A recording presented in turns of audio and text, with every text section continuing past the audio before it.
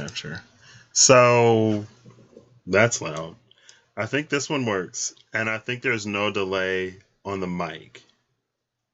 Thank you, Rhea, for texting me.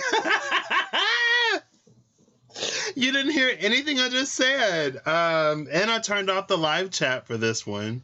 So if you weren't here, Rhea, this literally would have been probably 2 hours of me talking, doing a whole thing, and not even knowing that there was no sound. So I thank you. I thank you for letting me know. So, and I was actually kind of sort of thinking of you when I scheduled this too, because I know you told me if I do the 9 realms reading to schedule that one so you can make it. So the reason why I turned off the chat this time is it's interactive, and it's to preserve the integrity of you. It's just to give you space to let things unfold for you. You know what I mean? It's nice when there's interaction, because then we can kind of sort of help each other and stuff. But, you know, you'll have the comments after. You can do it how you want. But anyway. So I'm going to be running through a spread. And basically how this is going to work is we're going to try. I've only done this one-on-one. Well, that's a lie, because I did one of the spreads live.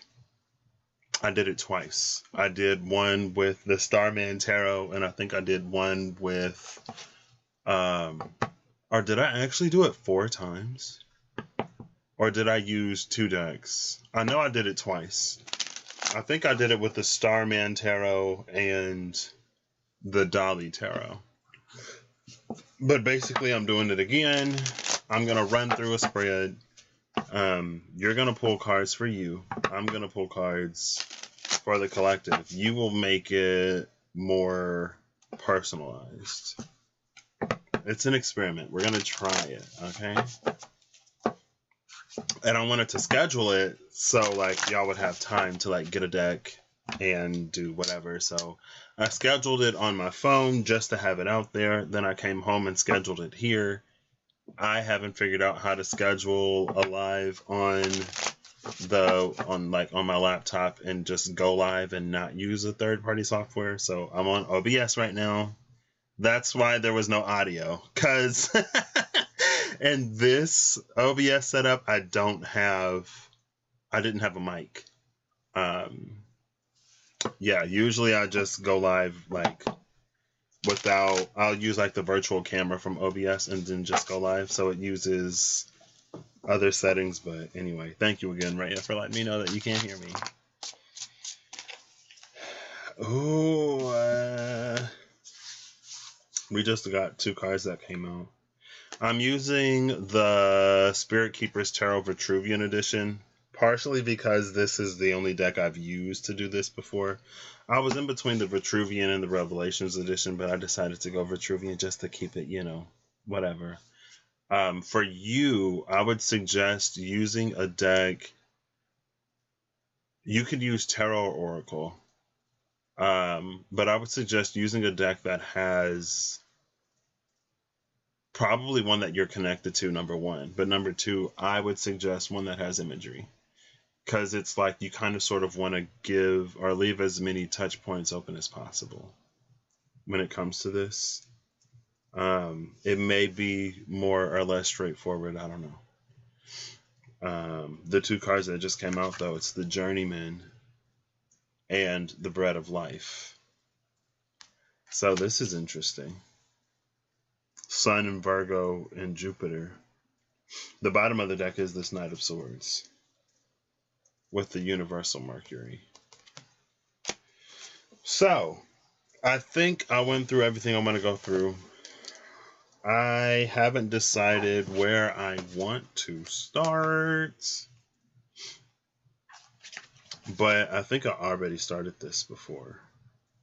I don't think I had the audio. I don't think I had the mic on when I said that I've only done these like one-on-one with somebody else. So this will be an interesting experiment for the both of us. If you choose to participate, and also you don't have to use the deck, you could just watch and take it as it resonates, right? I'm going to do my best. If you choose to, you're going to do your best, and we'll see. We'll see what happens. Give me a second to bring these up.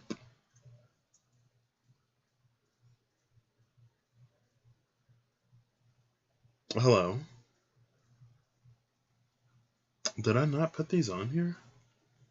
It's fine. I emailed them, so I can just pull it up. But yeah, it's because I said I've been wanting to like build more spreads, and I've been wanting to use these, and I figured this was a safe way for me to do so. So that is what's happening. And I think I know where I'm going to start. I think I know. Girl, hello? Maybe I won't. We'll see. We'll see.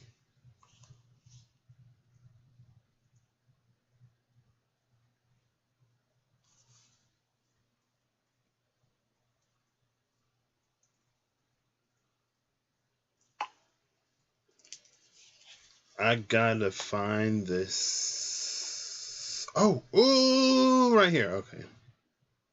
I don't think I've done this one. So we'll start here. I did do this one.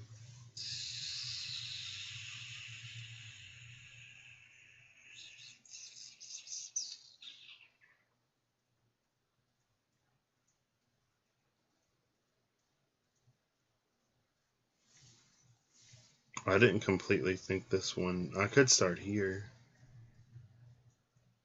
You know what?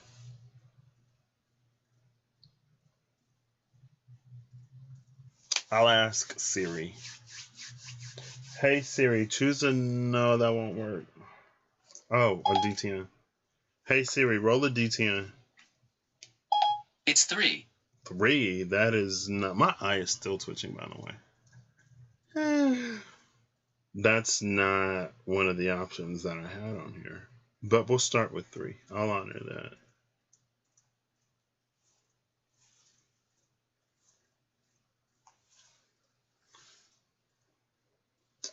And I did turn off the live chat for this, so if you come in and you can't chat, that's why. It's just me being me.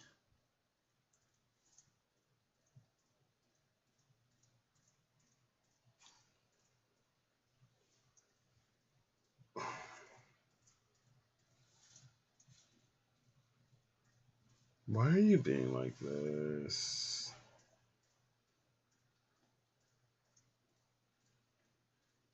It's fine, I'll just scroll.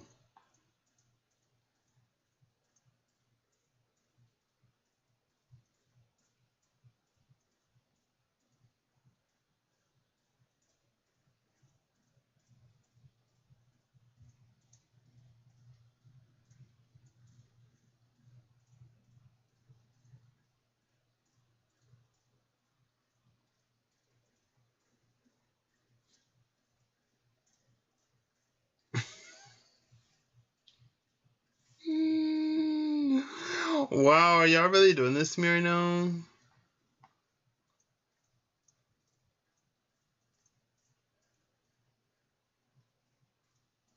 Where did they go?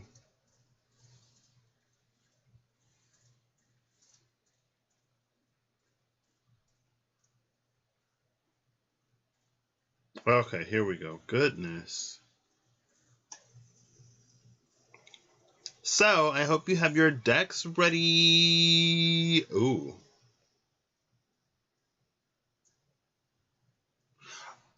3. I was thinking 4 for some reason. My brain said 4. Siri said 3. So, let me familiarize myself with this. And then I was going to like, maybe I'll still do it. So basically, we're going to read together. I'm going to clarify you. You're going to clarify me for you. This is for you. Again, I don't know how this will work because it's general, but that's why I'm hoping that you can personalize it for you. And then we'll see if this works. If it doesn't work, then maybe I'll try it again. Maybe I won't. We are going to get 12 cards all together. So however you want to get your 12 cards, you can. Again, I would recommend using a deck that gives you lots of different, like maybe images. If you know the card meanings, you can go off of that. Tarot or Oracle, doesn't matter. I would lean towards Tarot, but again, it doesn't matter since I'm going to be using Tarot.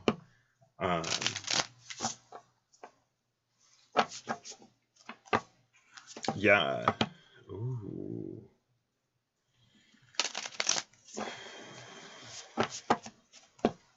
All right.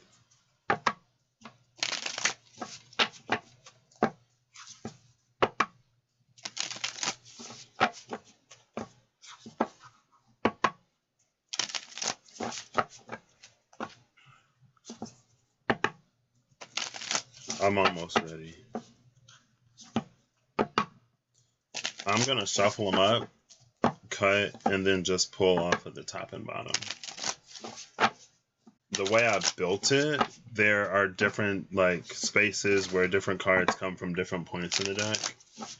But again, you can pull them however you want. I'll tell you how I'm pulling it so you can do the same if you want. Shuffles are done. I'll do a 3 cut and then a 2. So, top of the deck. Okay, top of the deck. Bottom of the deck.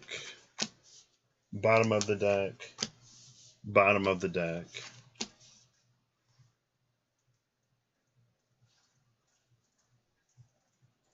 Top of the deck. Top of the deck. Top of the deck. Top. Top. Top. Top. Oh, this is interesting. The bottom of the deck is the initiate.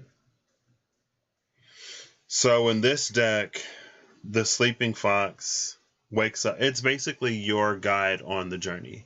And it wakes up and it accompanies you every step of the way when you reach this point and when you make the choice and decision to go down. Ab Eterno or Ab Incunabulus. Ab Eternos, like from the cradle to the grave, is supposed to be in here. We have the Orphic egg. The shell represents earth, the membrane, air, the yolk, fire, the white, water, and then the snake wrapped around it is ether or life. This is the beginning. This is the fresh fool. This is a brand new, no experience, the start of the journey. Now, elementally, there's no water here. There's only one water card, and it's a page. It's a messenger. We got earth, we got air, we got fire. More fire, more air.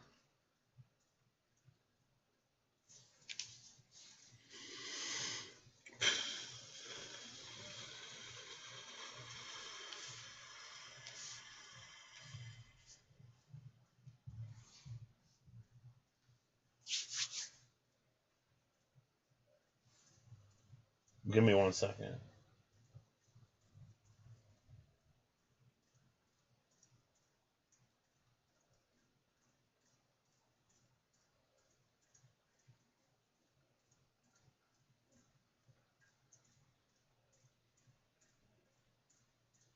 I'm like so impressed with myself. Sorry. Because I'm reading this, I'm like, whoa. Since we're not starting at number 1, this is going to be interesting. Or 0, since we're not starting at step 0 or step 1. There's only, because I built these to run in succession, and Siri didn't say 10, so I'm not starting at 0 or even 1. So some of this you can fill in for you. These are major spreads. So 3 is the space of the Empress. The beginning, step 0, it sort of mentions the potential sort of overall.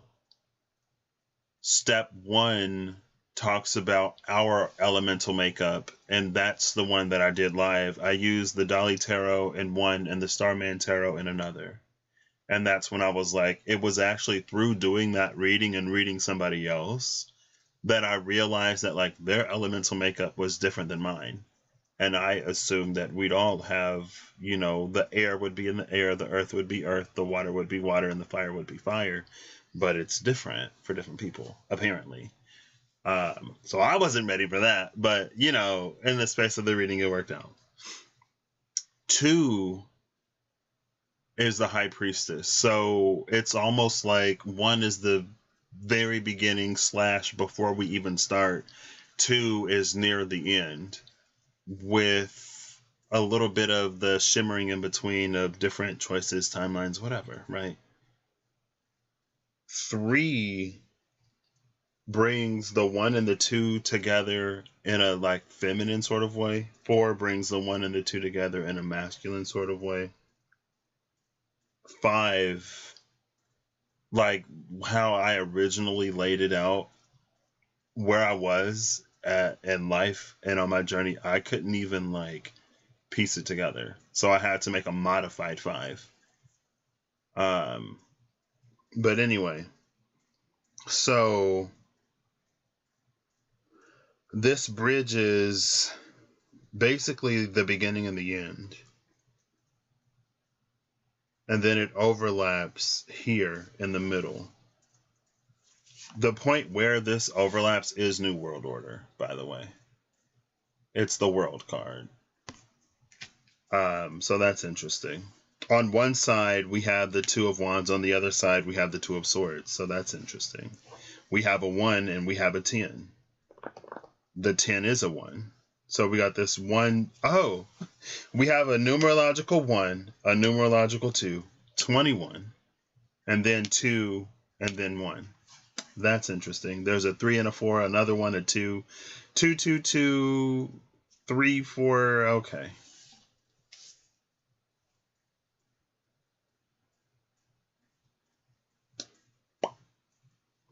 It pushes through here and crowns there.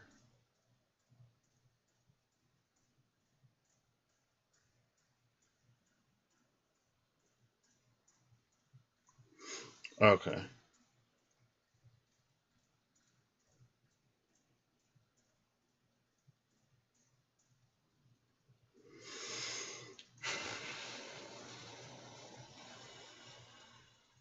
How do I want to do this?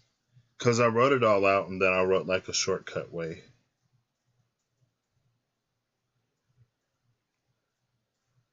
I might do... We'll see. I'll just go. So I hope you have your 12 cards.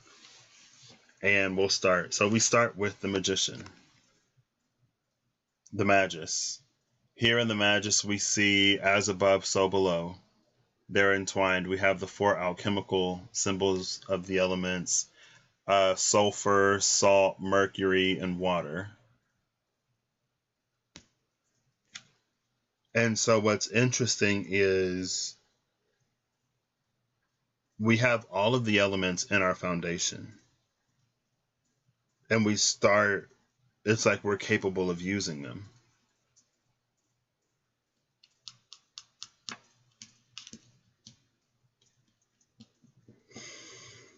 On the other hand, we have this 10 of Wands, the burdened one. So these two together is interesting.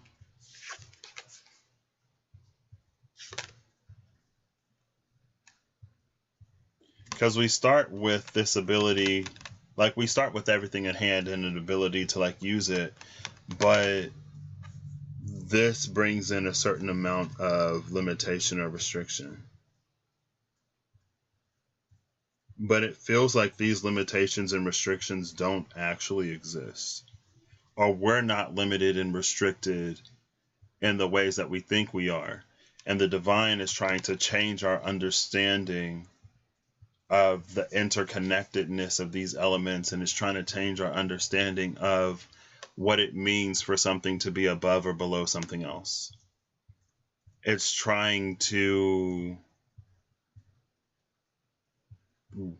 readjust how we think of like reflectivity. And so for your one might focus more on like where you are now, like what you're starting with and how you sort of go about using it. Your number 2 is it's the understanding of one, basically. So 1 is like where you are, 2 is almost like where you think you are. Now this, depending, it can be a blockage, or it could be like it can either block and limit, or it can enhance, right? So what is your foundation, and what is your understanding of your foundation? What's also interesting here, it's like your foundation is you have everything you need. Your understanding is that it's almost like you need more. I also don't know if this is like too many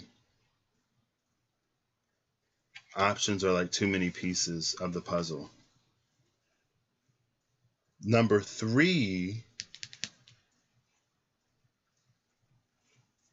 is the conservator, and it's the 4 of Pentacles. The conservator is the one who protects. And we see again all 4 elements present. Water, fire, earth, and air. Water, fire, earth, and air. In both of these cards. But it's almost like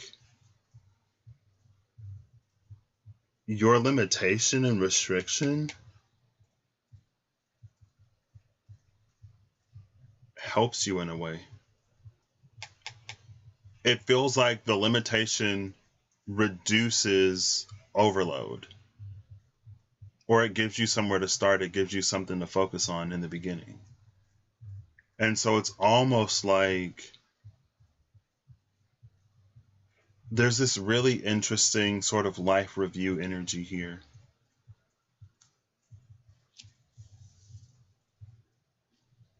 Your path, your journey has perfectly positioned you to do something, or to be a master at something. Now, what's interesting is that this is blocked, restricted by the 3 of Swords. These feel like natural, like the 3 of Swords naturally leads to a 4 of Pentacles energy. After a 3 of Swords energy, you don't want to, it's easy to not want to share, not want to be open, not want to be vulnerable. This is holding on to the wound. But then we have Isis in the back, being an energy of healing and resurrection.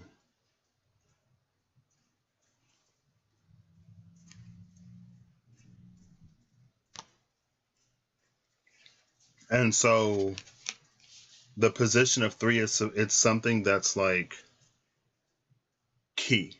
It's a keystone in the arch. It's the cornerstone of your foundation. It's the thing that really,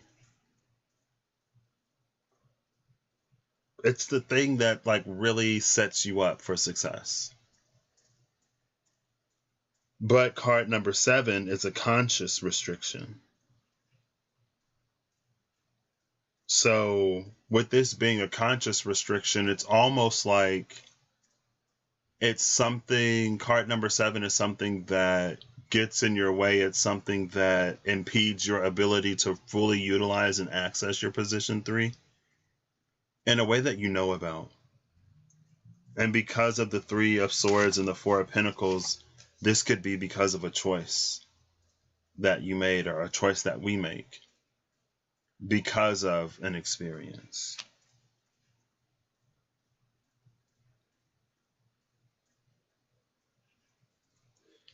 Now, moving on to 4, we have the Healer,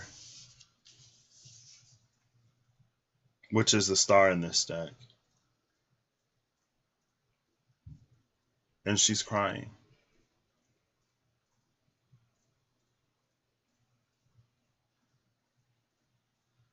All of the water in this spread is on 4 and 8.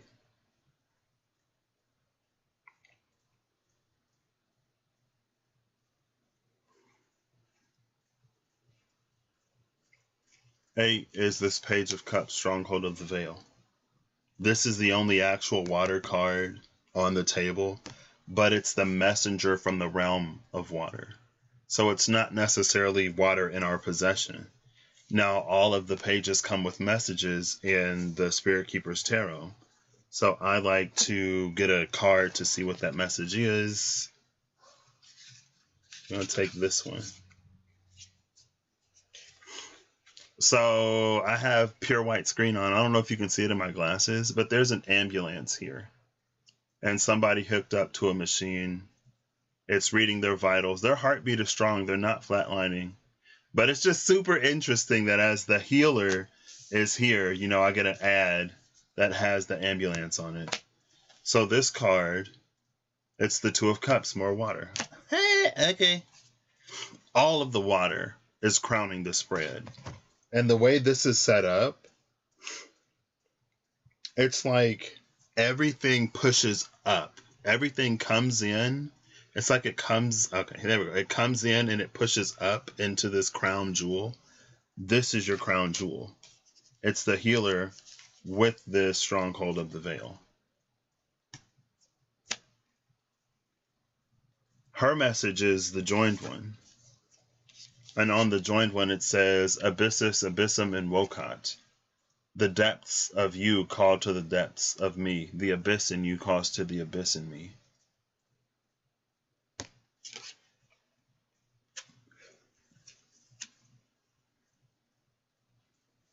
And so these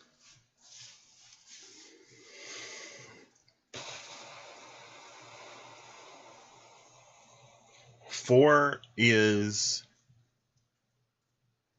I called it the subconscious motive. So it can be the thing, especially in this context, it's the truth. It's the resonance. Well, it's the truth of you. Some deep internal truth that everything flows in the direction of, even when you're not fully conscious of it. And depending on where you are in your journey, your process, depending on what your focus is being drawn to right now, it could be a mistruth that you hold about yourself, especially depending on what the 3 and the 8, the 3 and the 7 were. It's like if it's a mistruth that we then live our life through. Maybe it was something that was imparted, I almost said implanted, in us when we were young, and it's this, maybe it's not completely untrue, but it's just wrong enough that it can completely twist and distort everything sort of after that. It's what's motivating everything. Position 8 is the conscious fear. So it's the fear that we know about. And depending on the relationship between the motive and the fear, it's like, are we motivated by fear? Does fear impair or impede upon our ability to act in a way that is truthful to who we are?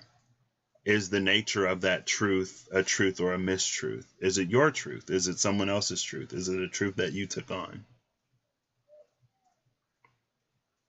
And sometimes, depending on what the motive is, a fear can actually be of help or be of benefit in a weird way. But that would depend on sort of like how we're moving. And it would depend on the nature of what it is for us to do in the moment, in the part of the process that we're in as well. And it depends on us, right? Like if we're in a state of conquering fears or overcoming fears or looking for ways to do so, then the presence of fear can actually lead to a strength, or the presence of fear can lead to self-discovery. If we're in the part of the process where we aren't necessarily facing and overcoming fears, then maybe that fear could be used to keep us from something that we don't necessarily need to engage in.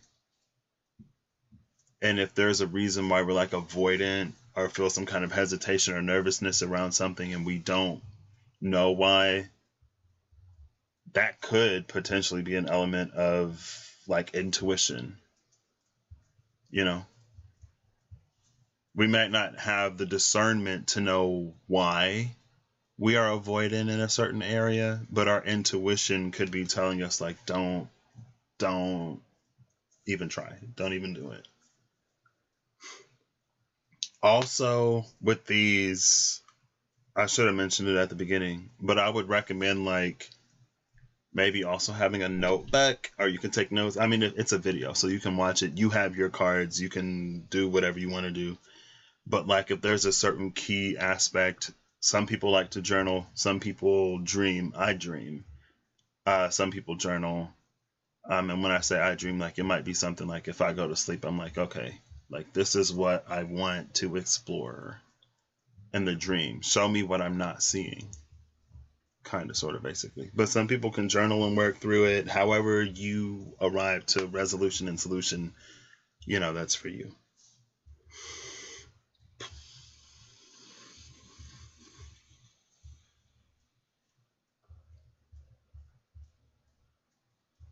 But I do like the release of this healer card, especially after this 3 of Swords, 4 of Pentacles. I love the release of the healer. And this is sort of like what's intended. So here, the subconscious motive, the force behind everything is to get you to heal. It's to get you to move on, and it's to get you to be in a space of being able to receive this sort of, it's an intimacy, but it feels like the intimacy isn't necessarily the fear. It feels like the recognition is the fear. It feels like there's a fear of being seen, fully, wholly seen, in light and in shadow and in dark and all sort of cracks and crevices. And so because there's a fear of being seen, there's also this fear of anything that would sort of like reach out, or anything that would sort of start to connect. The only water in this deck is subconscious and fear. Or in this deck, the only water in the spread is subconscious and fear. But again, coming off the 4 of Pentacles and the 3 of Swords, it's not super unexpected.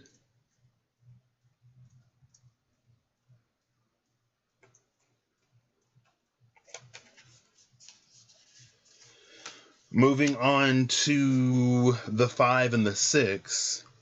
5 is a realization. And the card that came out for 5 is the Ace of Swords. So this is a realization of all realizations. But also, like, what I'm not surprised about It feels like there is something so subtle. There is something so small. Something so seemingly insignificant, but actually extremely significant.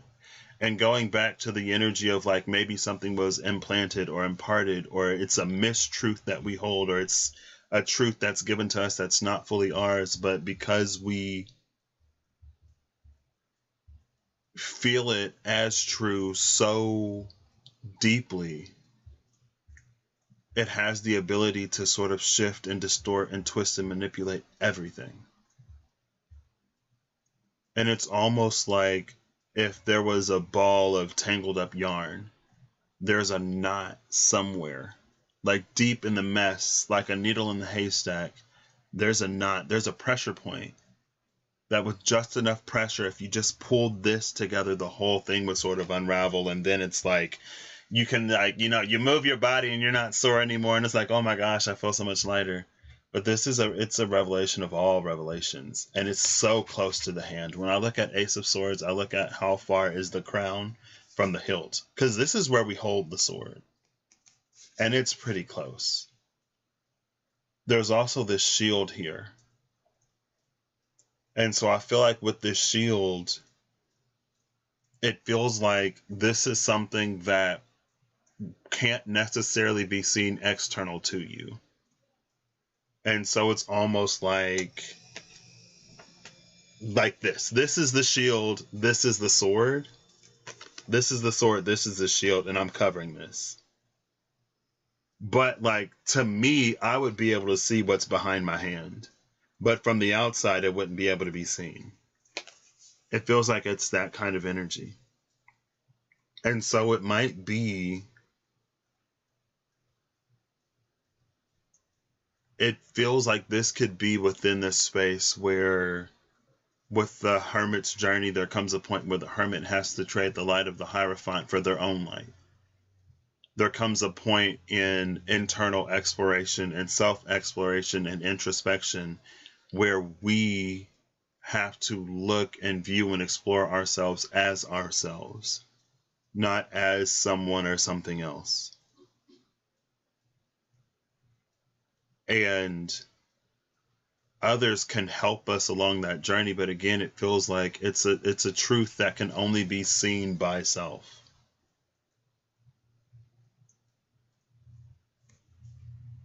We have the Cinnabar. It's Sacred Cinnabar, the consummating Ace of Swords. But we also have the Laurel here.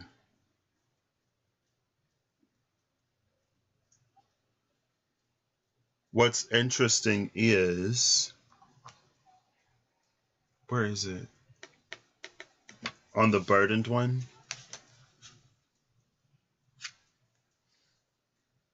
We see this. You see this like mystical rose, I forget what it's called, and then we see it in the sky up here between the hands of the divine. On this Ace of Swords, it's right there in the heart of the crown, and it's so close to the hilt. And so now with these two together, this is sitting right above the Ten of Wands, by the way. You can't see the layout, but I'll show you the layout. This is how I laid these cards out.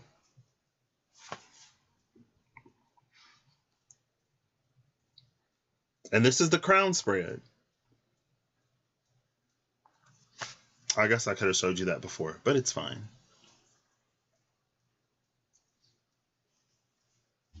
So now it feels like there's something that we refuse to let go of, but it's almost like because we refuse to let go of this, all the divine has to do is like pull us up. Like the divine will pull us up to the point where this, like the hand just like naturally, because this is stationary in the sky, that's not going to move. But if we allow the divine to like lift us up, the hands will go up and up and up and up, and then it'll be right there. And when it's that close, it's like, boom, here's this revelation.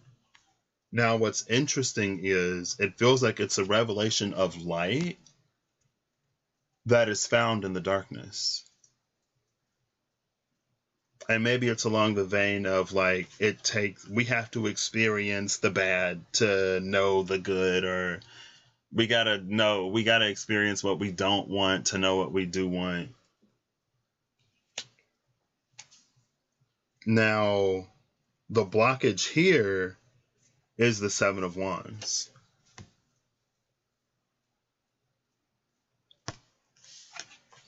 That makes this very interesting.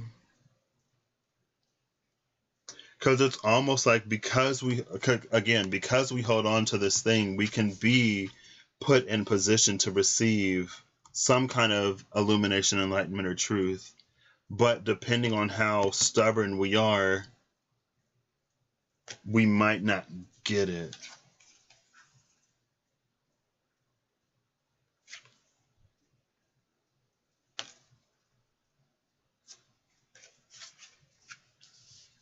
So I would say your position 5.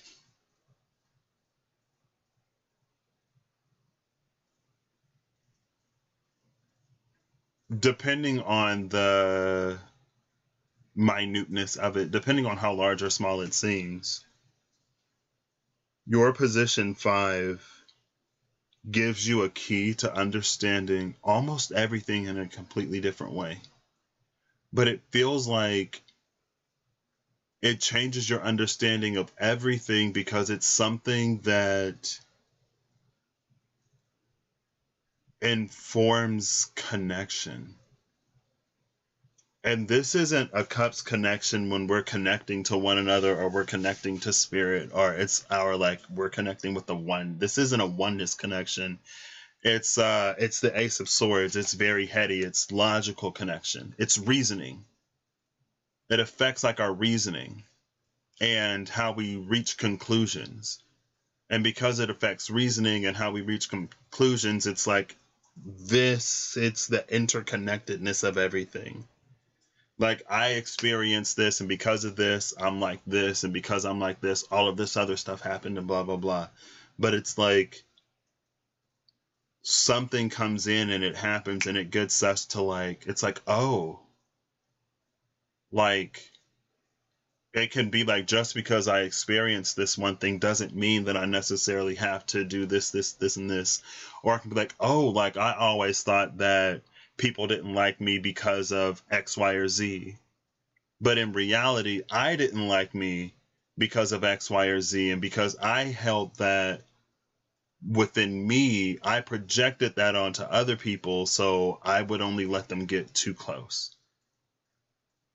That tangled up ball of yarn, it feels like there's like a huge energy of like anxiety around that. And it feels like things that it's like other people aren't even necessarily sort of thinking, or like other people don't even necessarily see it. Because again, with the energy of the shield, it's like there's something here that others can't even see. There's something here that can only be seen by the self. But we get so lost in it. We become so defensive around it. It's almost like we project difficulties and barriers where there don't have to be any. Or there maybe weren't any. And when we're in this 3 of Swords, 4 of Pentacles, these energies work together because it's like when we want to protect ourselves. When we want to protect ourselves and we want to be invulnerable, we don't want to be hurt, we don't want to be susceptible, we don't want to feel pain. So we develop this defense mechanism. We develop these walls, we develop these ways of thinking, and like ways of thinking that others are thinking and stuff like that. It's this whole thing that keeps us safe and secure. So there's a shadowy Cancerian energy there. But it puts barbs around the heart. And it's those barbs around the heart that, again, makes this energy of like vulnerability and connection and stuff so difficult to reach. But life is happening, things are moving. This could be your conscious, but since this is a major arcana, since it came out as major arcana for me, there could be like a larger energetic current that's pushing you towards healing. That's pushing you towards resolving. That's pushing you towards some kind of enlightenment or realization so that you can reach a resolution, so that you can move on.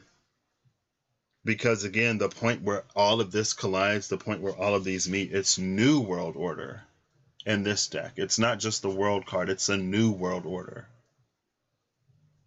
And it's not new world order in whatever way. It's new world order. It's just like the way that we approach the world, the way we see the world, the way we interact with the world. It's new. It's different. And because of this new order, it cues us up for different experiences. It brings in fresh energy embodied in people, embodied in experiences, embodied in literally every sense of, in every manner of the word experience, in sensuality, everything. And with this, we also have the 4 fixed signs. 4 fixed signs giving us those 4 elements yet again.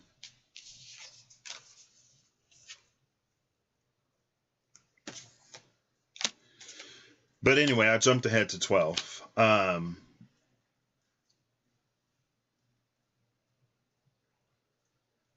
So the 6, 7, and 8, the 7 is feeling like the catalyst. 7 feels like the thing that causes us to, 6, defend ourselves in the way that we defend ourselves. And to 8, like 8 is the thing. 7 is almost like what happened.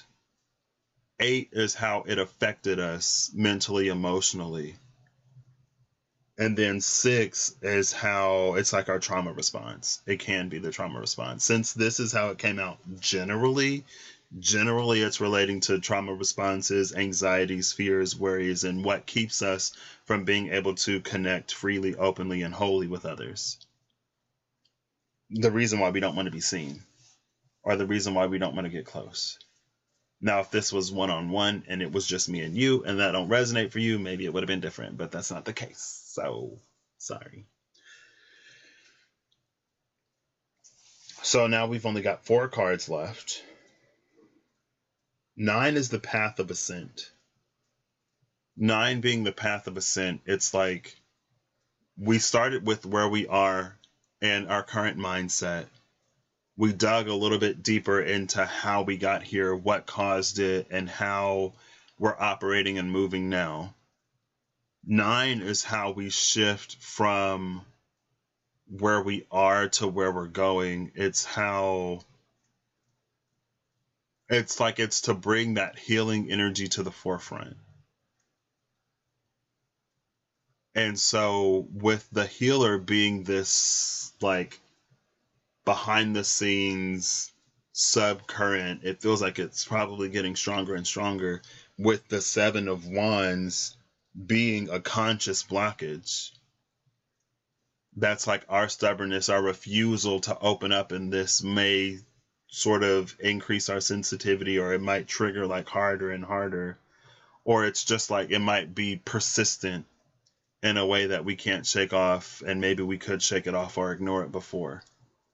But it's almost like things are changing, things are happening, things are moving. And if you can resolve this, if you can heal this, if you can get through it, if you can find a way to work around it, there's so much better that you have the opportunity to experience. But if you continue to keep yourself isolated, locked away, and impervious and invulnerable, it's like your energy counter-aligns to receiving it. It's like, how can you receive the love of a lifetime, but at the same time never like be so afraid of getting hurt that you don't allow anybody in? Those energies can't necessarily coexist. You know what I mean? Or it's like the fullness of the energy can't. Maybe we experience it to a certain percentage. But anyway. So 9 is the path of ascent. And it's the Two of Pentacles. It's the Nocturne. The Nocturne in this deck is literally being between worlds. Literally South Node world, North Node world. The life that we've lived, the world that we knew, and the new one. New World Order. Right under it. We're in between right now. And when the snake lets go of its tail, the bridge, this in-between energy, it's going to vanish. Or the bridge is going to get a lot thinner. And it's going to be, it's almost like you'll find yourself on the side. And it's like while the current is moving, while the energy of change and healing and everything is so heavy and prevalent now, it's actually in some way easier than it will be later.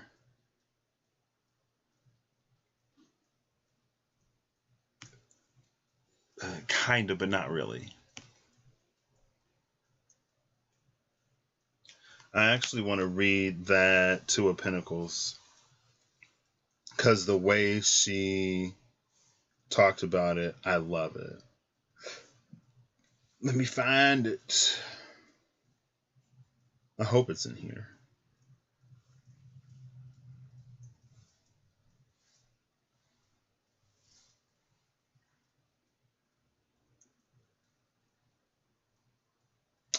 Two of Orbs, the Nocturne.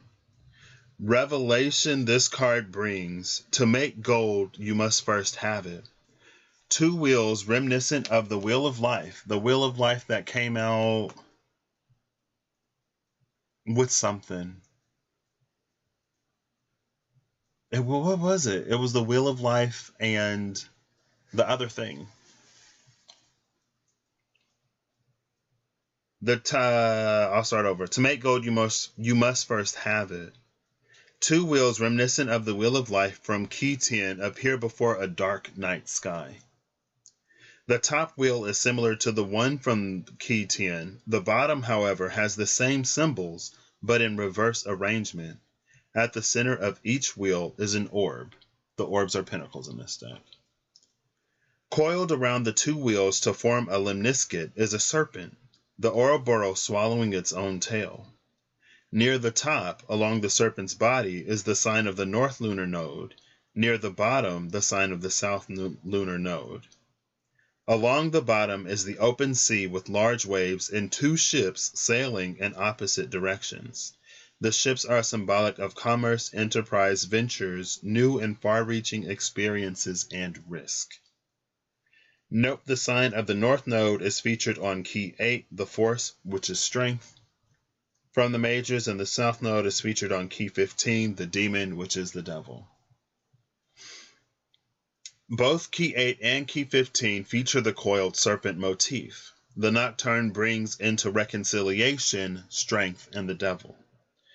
Negredo, the darkening stage in the alchemical process of realizing the great work, is associated archetypally with the dark night of the soul.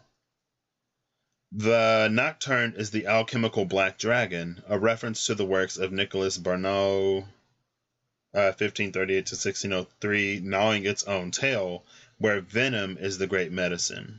The Two of Orbs is also titled the Lord of Harmonious Change. In mundane applications, it is that interim period between the end of one world and the beginning of the next, where you, the creator and the dweller of both of these worlds, must juggle both simultaneously, in harmony, so that the transition might be smooth. When the Nocturne appears, you are in transit, and so at the moment must shoulder double the responsibility as you find your center of gravity and figure out how you will balance the old world with the new.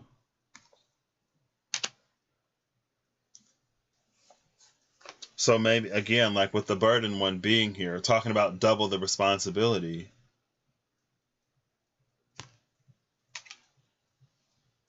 But in this point of balancing the old world with the new, and we have, again, New World Order right under it. So this main line New World Order, the Nocturne, the Healer. So you can see it. Like, if I stagger them, is it easier to see? New World Order, the Nocturne, and the Healer.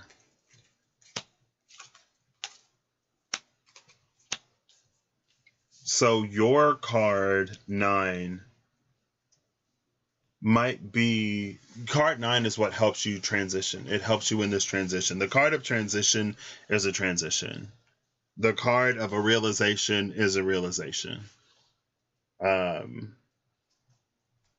So that, doesn't help you too much. Or it doesn't necessarily expound upon it any further. Now, cards 10 and 11. 10 is how the masculine energy plays to feminine energy. 11 is how feminine energy plays to the masculine energy. Basically. Or if you want to look at two sort of sides, it's how they help each other. Well, if it's harmonious, it's how they help each other. If it's not harmonious, it's how they hinder each other. If one is harmonious and the other isn't, then it's that dynamic, okay? So what's interesting is card 10 is the Two of Wands. Mars and Aries. Card 11 is the Two of Swords, Moon and Libra. One of them is open and willing, the other isn't. And it's interesting because of this, it's like the masculine one is open, the feminine is not. And then on the masculine side is masculine Aries energy. On the feminine side is literally this feminine depicted Libran energy.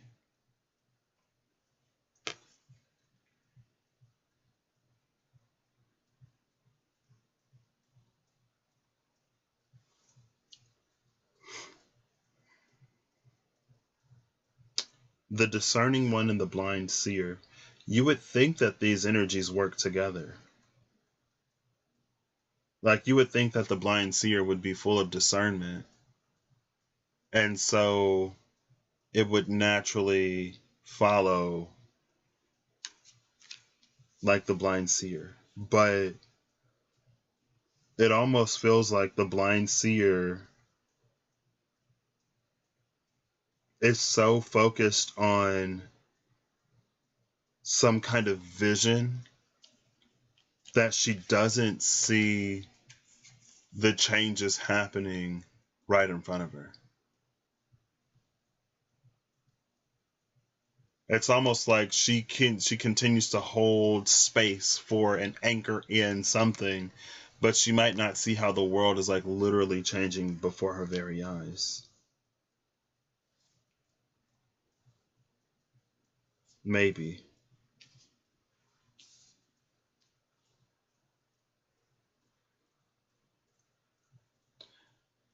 This could also be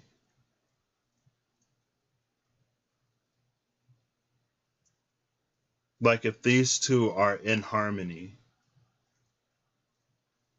it feels like with this Two of Pentacles, Two of Orbs, the Nocturne,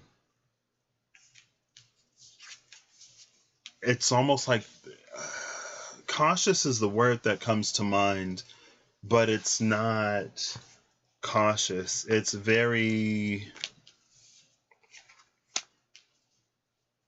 cognizant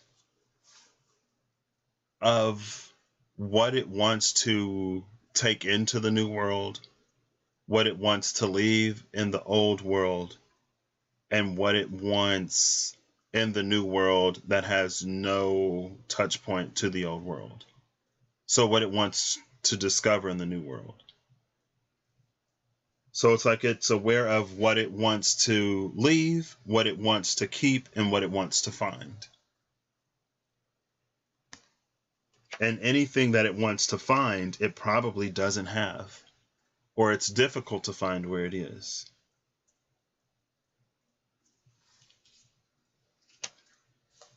So here,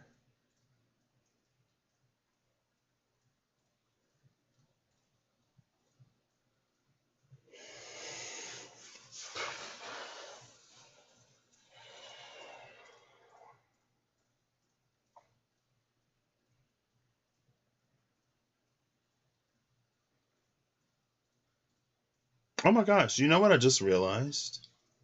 On the right side,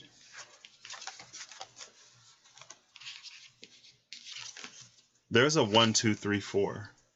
And the Magician, the 2 of Wands, the 3 of Swords, and the 4 of Pentacles. 1, 2, 3, 4. That's interesting. On the other side, it's 10, 2, 7, 1. What I do like about the 10, 7, 1 is it feels like the spirituality, the esotericism, the deeper mystical meaning of the energy 7 gets us to see how the 1 and the 10 are kind of sort of one and the same. Because numerologically, 10 is a 1. But it's a 1 that has shifted to the other side. And so the 7 in between almost, I'm not going to say almost, the 7 in between, depending on how we utilize that energy, it can almost show us how that shift happened and occurred.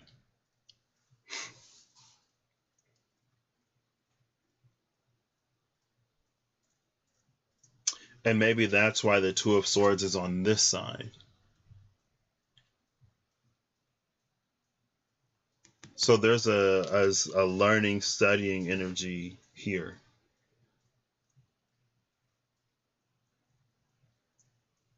And it can be like, it feels like things in the world are changing. Maybe seemingly overnight, maybe we weren't just aware of how it was changing, but all of a sudden one day we noticed that it's different. And so it's like, how did it change? What's different? It feels like it's studying. Because it feels like there may be something within self that we want to change, or there may be something in our environment that we want to change, or there may be something that we want to see changed. And so if we can look at and study how other things are changing and entering new phases and new cycles, maybe we can apply the same somewhere else. But the other side is almost saying, like, just do it.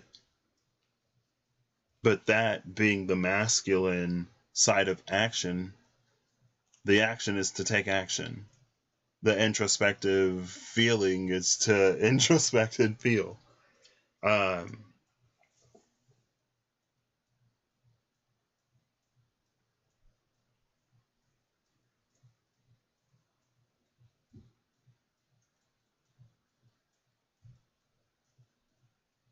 So yeah, between 10 and 11,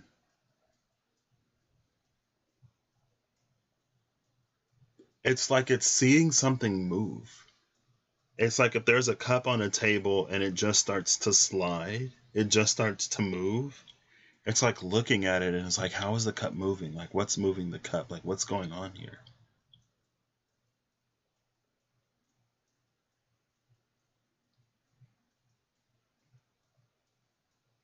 And so it's almost like it's double dutch before you jump in. It's almost like you watch the ropes, because double dutch, you do that. You watch the ropes, maybe you sway a little bit to like try to get into the rhythm, and then you jump into it. It's like if there's a river or something. If something is moving with speed, first we stop to observe to see how fast it's going. Then we position ourselves to either match its momentum or to find an entryway into it, and then we move along with it. That's what it feels like these two are doing. It's like it's watching, it's observing the current. It's factoring in its own mass, weight.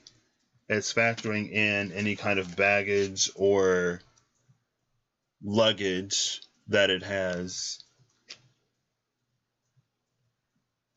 And then after a moment of observation, when it feels ready, it takes that leap. You know what's crazy? All of the twos are here. Two of Wands, Two of Pentacles, Two of Swords, Two of Cups. The messenger, the one that we feared, oh goodness, the one that we feared brought the last two. It brought the Two of Cups. So again, every element is present. But with all of the twos, we have cardinal energy.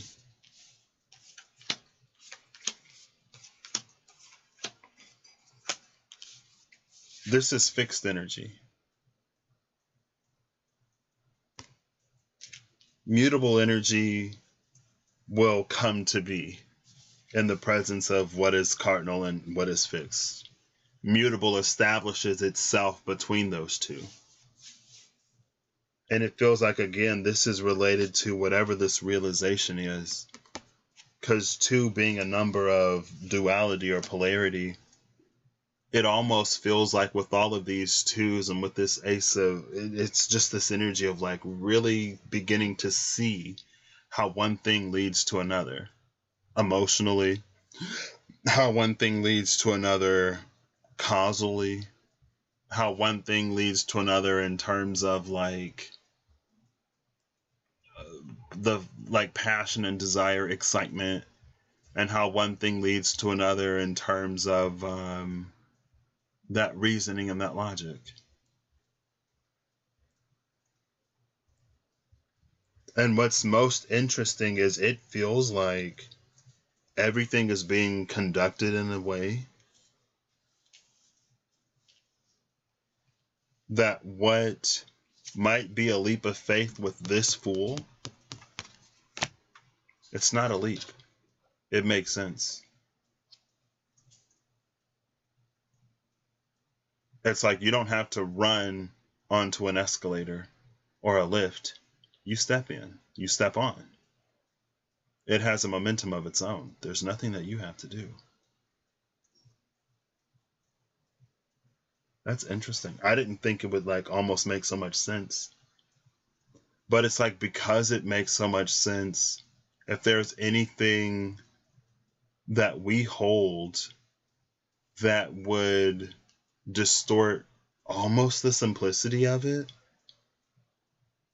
it's going to be challenged.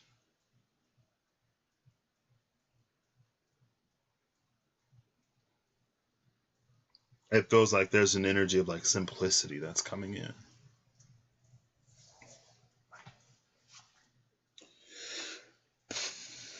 So card number 12 is where it all comes together. What's interesting is because this is New World Order, it might be that it comes together in the New World. It comes together on the other side. It might be that it can't come together where we are or where we were or where we've been. But again, it's like, well, that's the energy of like the revelation of all revelations. Everything has changed. The way we understand the interconnectedness and how one thing leads to another, like the way we understand cause and effect, the way we understand relationships, the way we understand anything like two energy, it's in a position to be like completely changed.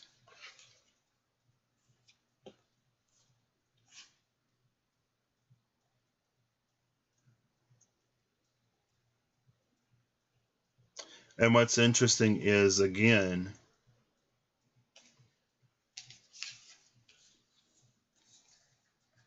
the bird eats the snake.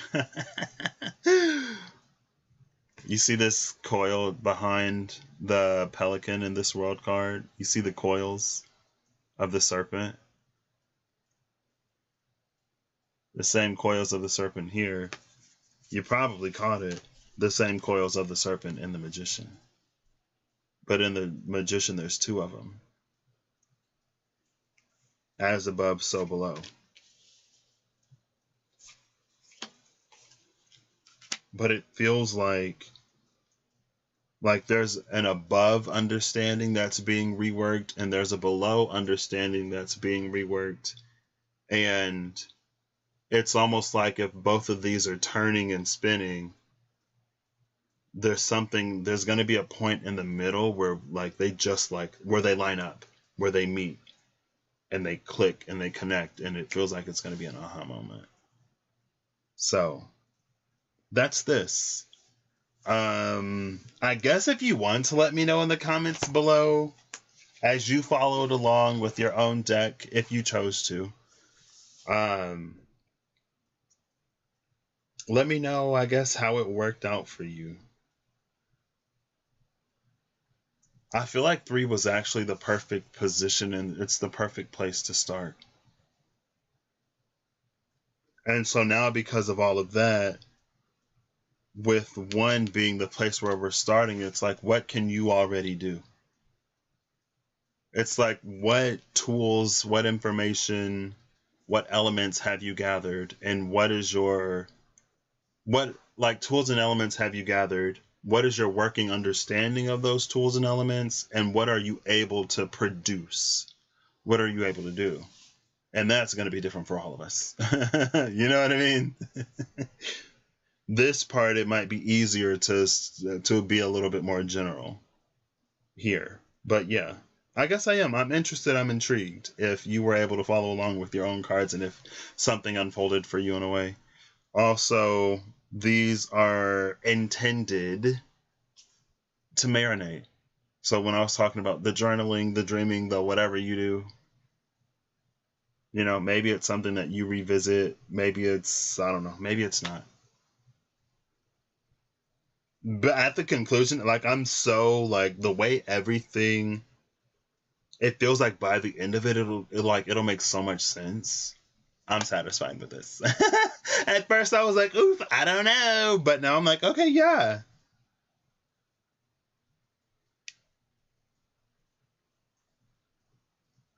And what's interesting, again, it's like with this initiate card, once you begin this journey, the guide is right there. So you won't have to do it alone. You won't be doing it alone.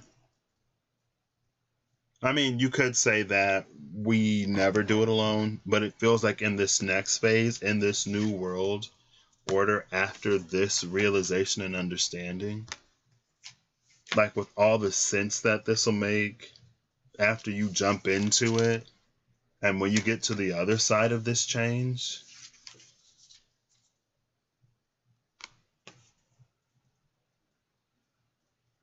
it feels like that's why this 2 of Cups is sort of here, crowning this with the healer, crowning it with the star. Those could be happy tears. So I guess I'll ask you. This is where we end it.